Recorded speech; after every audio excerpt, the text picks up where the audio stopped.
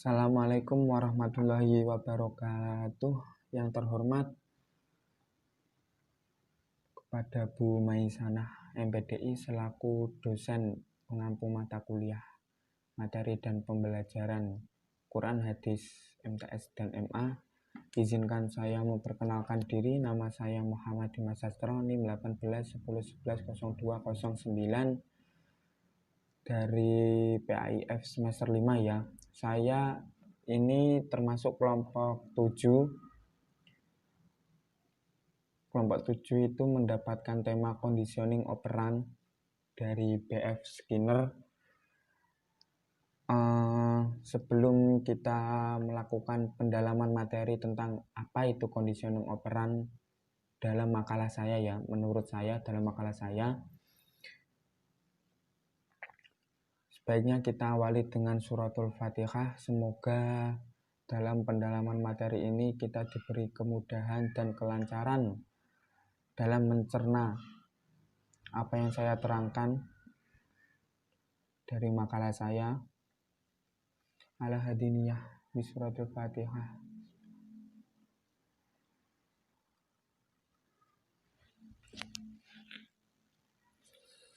Ya, selanjutnya kita langsung menuju saja. Kita ke PPT dulu aja ya. PPT dulu apa? Ya, makalah aja.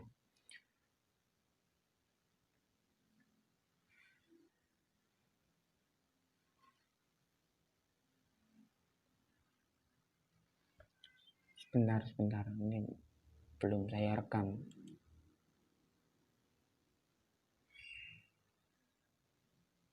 Oh, sudah. Oke. Selanjutnya kita ke makalah dulu, kita jelaskan ya.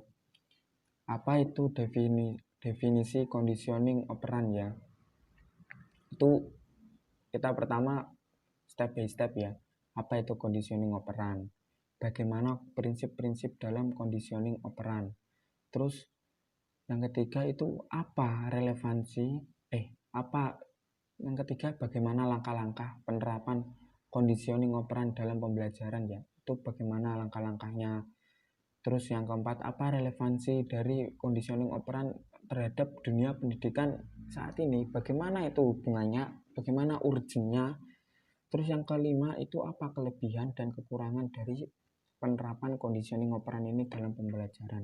Nah, itu tadi step by step ya, kita akan mempelajari dari makalah saya. Terus kita ke PPT. Kenapa kok ini bisa dinamakan conditioning operan? Singkat saja ya, conditioning operan ini adalah karena respon itu bereaksi terhadap lingkungan sebagai efek gitu, yang ditimbulkan oleh Ranshover atau penguatan. Nah, sebagian besar perilaku manusia itu berupa respon ya, sebagian perilaku manusia itu berupa respon. Nah, kita perlu garis bawahi di sini.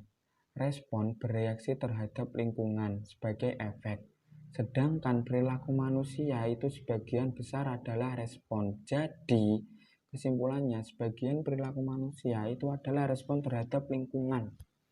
Lingkungannya itu sebagai efek.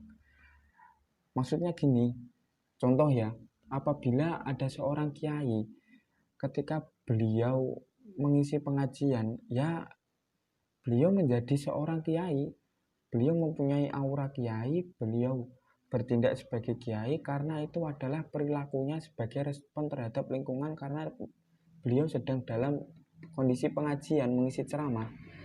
Kalau beliau pas paginya bekerja sebagai petani atau peternak, ya beliau membaur bersama sesama petani itu seperti bagaimana umumnya petani bagaimana, karena lingkungannya beliau lagi di petani begitu ya. Itu merupakan sedikit kenapa kok bisa dinamakan teori conditioning operan. Nah, kita lanjut lagi. Ini dalam makalah saya ada, ini adalah apa ya,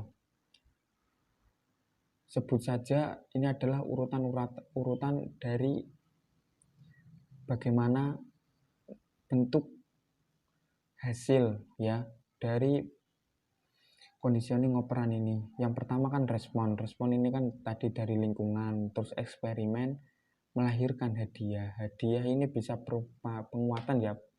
Ini belum tentu hadiah sih. Stimulus ini artinya penguatan, bisa penguatan negatif atau penguatan positif. Ini nanti selanjutnya aja untuk penguatan. Nanti setelah ini saya jelaskan penguatan. Nah, kalau responnya sudah terkondisikan, ini ya nanti stimulusnya akan terkondisikan. Jadi enak gitu loh. Kalau responnya terkondisikan, beliau ketika guru mengharapkan, guru memberi soal A, guru memberi apa ya, mengharapkan kalau anak-anak didiknya nanti menjawab A. Nah, ini merupakan respon terkondisikan, jadi guru senang. Jadi ya stimulusnya, rewardnya, ini nanti penguatannya bisa berbentuk positif terus. Artinya bisa berkesinambungan bagus. Tapi kalau ini responnya itu masih menekan. Jadi ini stimulusnya nanti, hasilnya, penguatannya itu yang masih bisa positif atau negatif. Nah, kita lanjut. Dalam pembelajaran, menurut Skinner itu paling penting adalah penguatan ya. Penguatan. Apa itu yang dimaksud penguatan? Nah, penguatan ini adalah bisa berbentuk positif, juga bisa berbentuk negatif. Nah, kalau positif itu bentuknya penghargaan, reward, bisa jadi nilai tambahan atau apa gitu ya. Kalau penguatan negatif itu katakanlah menghilangkan dari kesenangan. Contoh, menghilangkan dari kesenangan. Ketika guru memberikan materi, anak-anaknya malah pada jengkel dalam artian gojek atau apalah. Nah, jadi pada pihak guru kan itu tidak sesuai harapannya. Nah, guru itu harus memberikan penguatan negatif. Penguatan negatif itu berbentuk tugas. Nah, tugas ini adalah menghilangkan kesenangan dari si murid, dalam tanda kutip menghilangkan kesenangan tanda kutip dari si murid. Nah, si murid ketika mendapatkan tugas kan tidak senang ya. Kalau tidak mendapatkan tugas kan senang. Jadi kalau mendapatkan tugas, menghilangkan kesenangan dari tidak dapat tugas. Ya, gitulah. Terus menurut Sandrock ya, ini ada Sandrock mungkin macamnya Sandrock.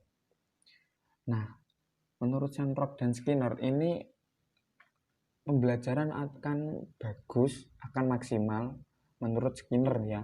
Ini ketika ada 5 aspek ini. Yang pertama itu informasi akan dipelajari, disajikan secara bertahap. Yang kedua, pembelajar segera memberikan umpan balik feedback mengenai akurasi pembelajaran. Yakni setelah belajar mereka segera diberitahu apakah mereka sudah memahami informasi dengan benar atau tidak. Ini yang mungkin feedback evaluasi ya. Terus ketika pembelajar mampu belajar dengan caranya sendiri.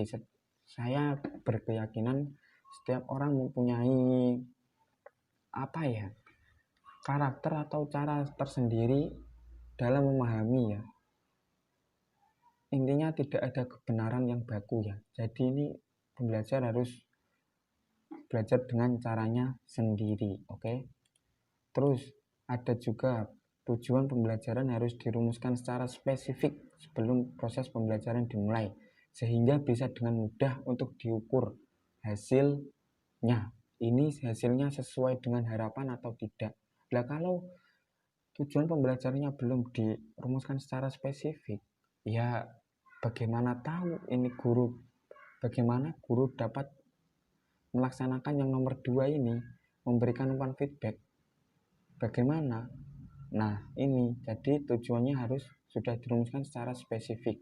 Nah, yang kelima, itu proses belajar harus dimulai dari yang mudah dan secara bertahap menuju informasi-informasi yang lebih kompleks. Kompleks ini artinya yang untuk memahaminya membutuhkan ya mungkin waktu atau kekuatan pemahaman, konsentrasi yang lebih gitu ya. Terus fungsi guru dalam teori ini yaitu menyajikan stimulus tertentu. Stimulus itu artinya tadi penguatan atau hasil ya. atau evaluator atau apa tadi tertentu yang dapat membangkitkan respon siswa.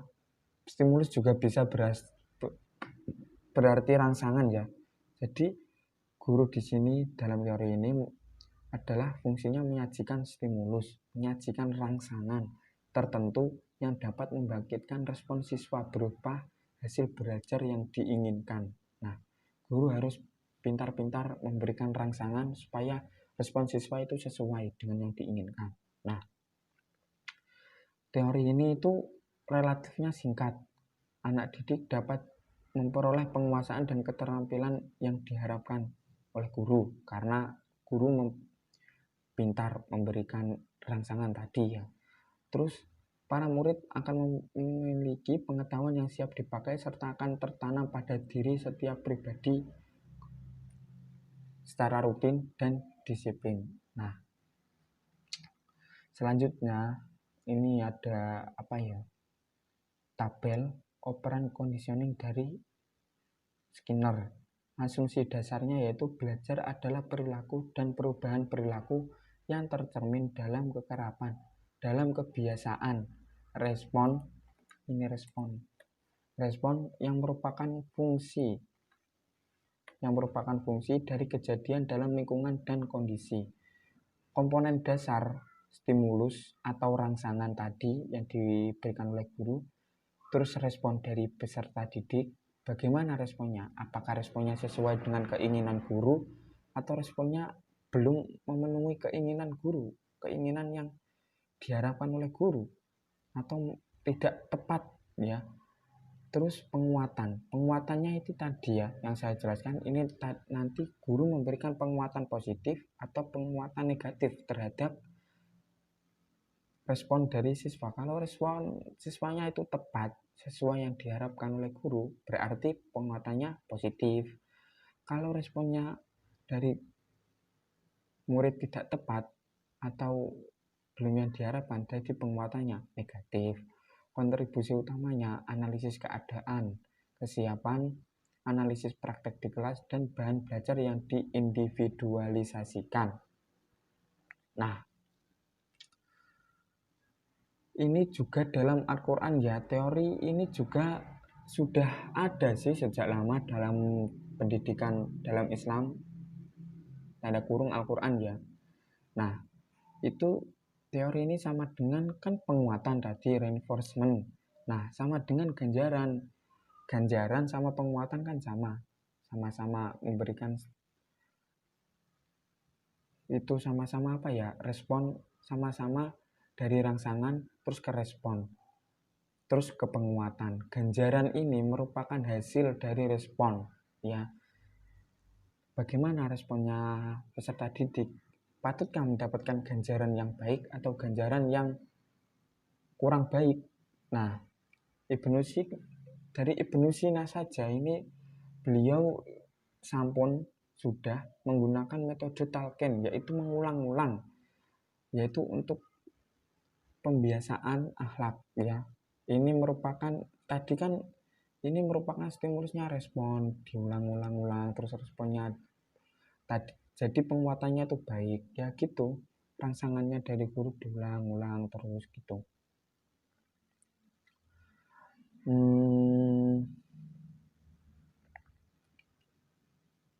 Ini dalam Al-Quran Surat Ali Imran juga sudah dijelaskan dalam ayat 148 yang artinya yaitu karena itu Allah memberikan kepada mereka pahala di dunia dan pahala yang baik di akhirat, dan Allah menyukai orang-orang yang berbuat kebaikan.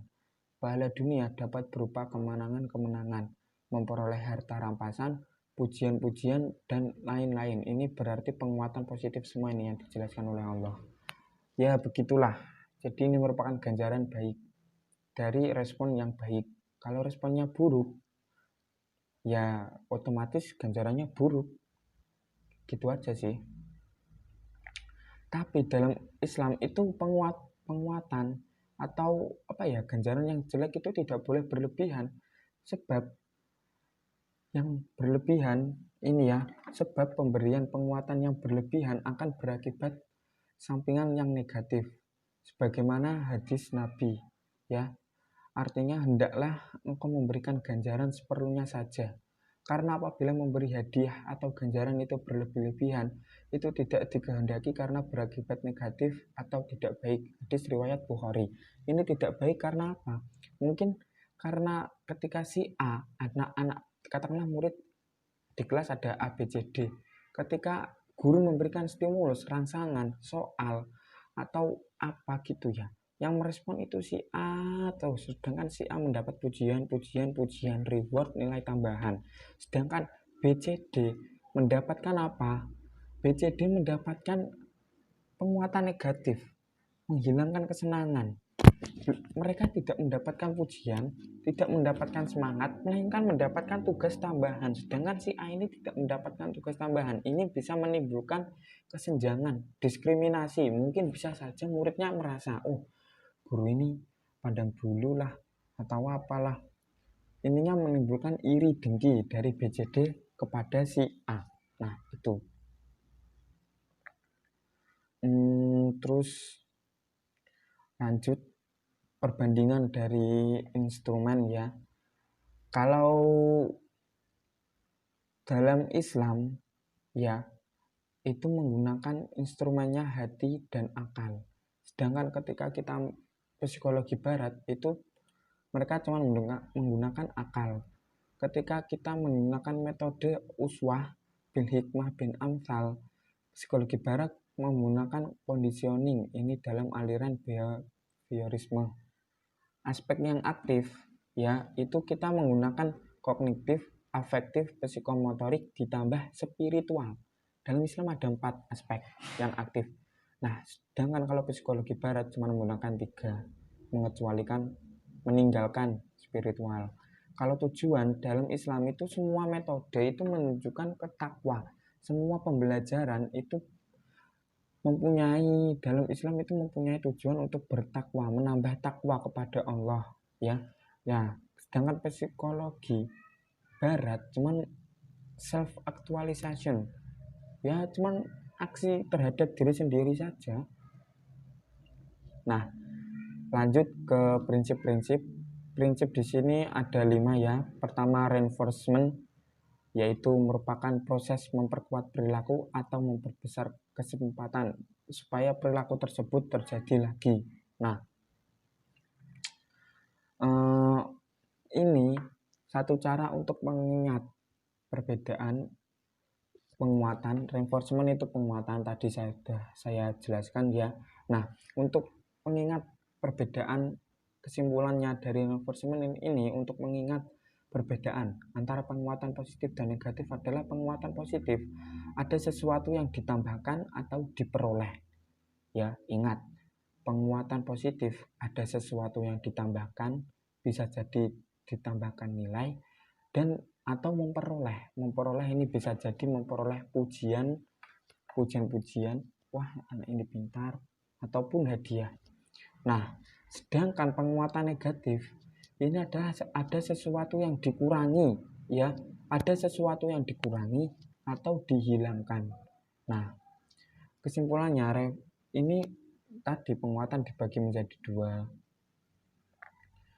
Kalau penguatan positif negatif ya, itu tadi menghilangkan kesenangan atau mengurangi. Nah itu. Terus kedua, punishment.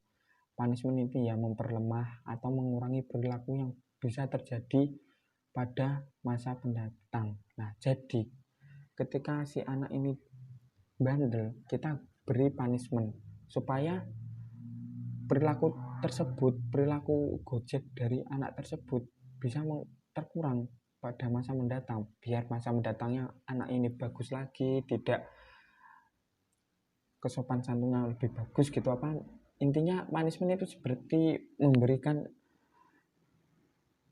respon, memberikan stimulus terhadap anak didik supaya anak didik itu jerah dan tidak melakukan hal yang tidak diinginkan oleh guru itu tadi.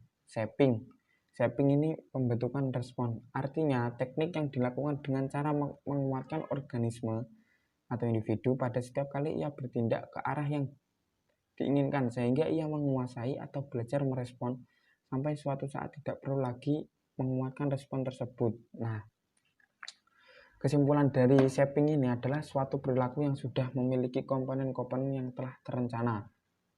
Sehingga apabila komponen pertama telah tercapai, maka dilanjutkan pada komponen berikutnya sampai perilaku tersebut mendekati pada perilaku yang diharapkan. Perilaku yang diharapkan ini yang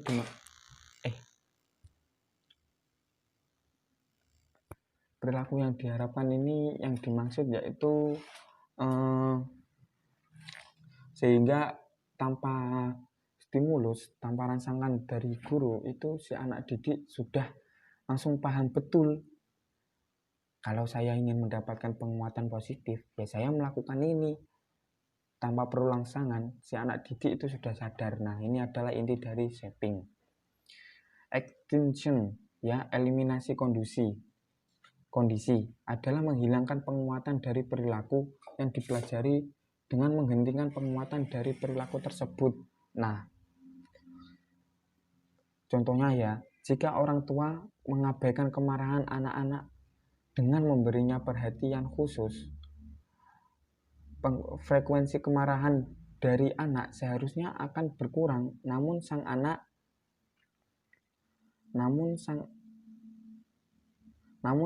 dari kemarahan anak ini seharusnya akan berkurang, namun sang anak akan mengurangi kemarahannya bila tidak mendapat perhatian. Ini merupakan eliminasi kondisi. Ini tidak bagus.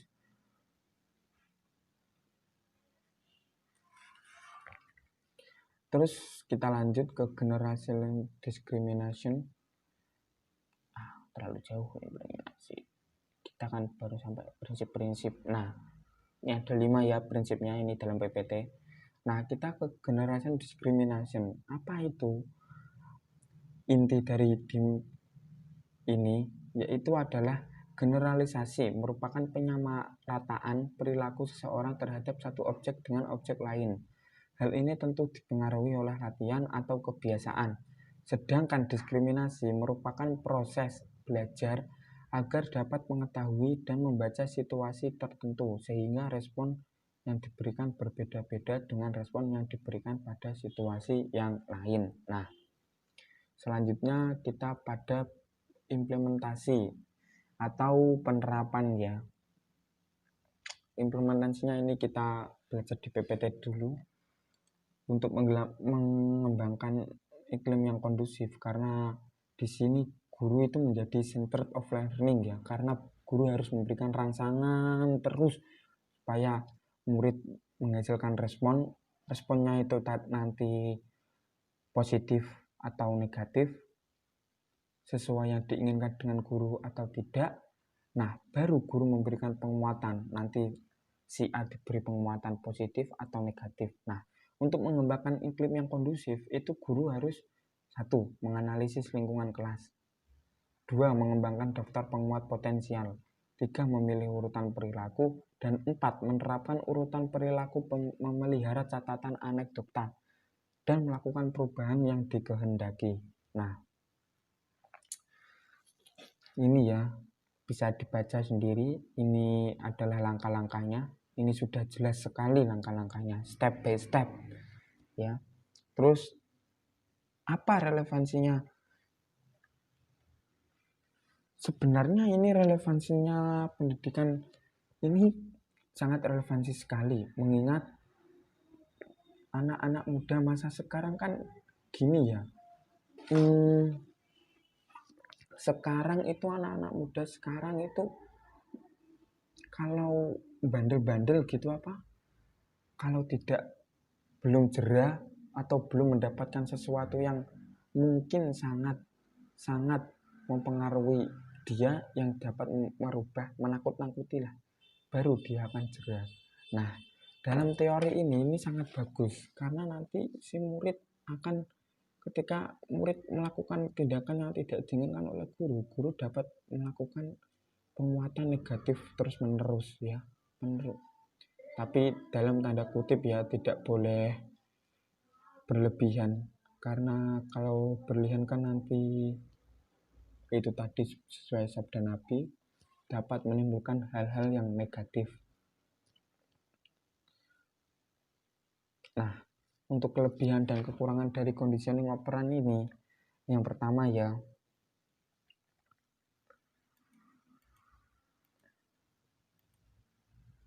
nah ini kelebihannya yang di PPT ini sedikit, karena kan PPT ya, ini yang di makalah ya.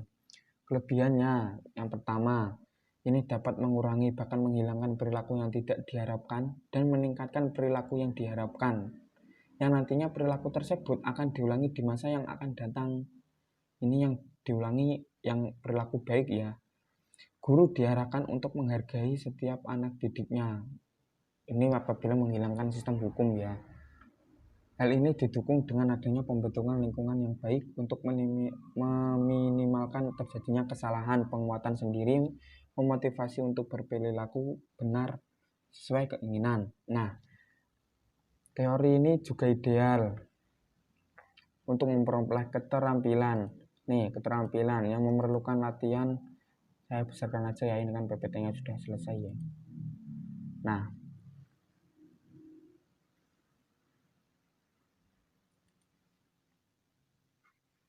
ntar kok malah